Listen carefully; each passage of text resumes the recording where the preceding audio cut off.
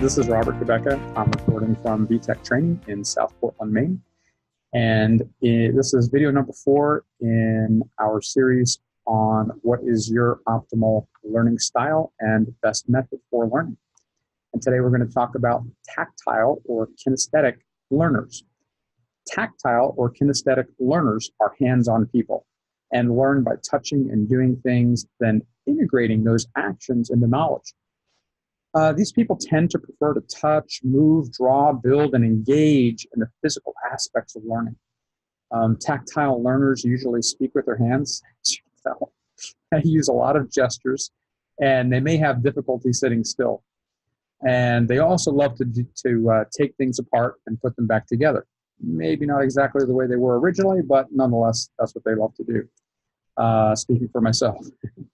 It is far easier for tactile learners to remember an activity that they participated in rather than an activity or a picture or a verbal conversation. Tactile learners tend to be very physical in many other areas of their lives. So if you identify with this, that's great. If you want to take a short little quiz to find out which style of a learner that you are, just click on the link below. And otherwise, as always, check out vtec.org for all the training classes that we offer. Thanks again. See you in the next video.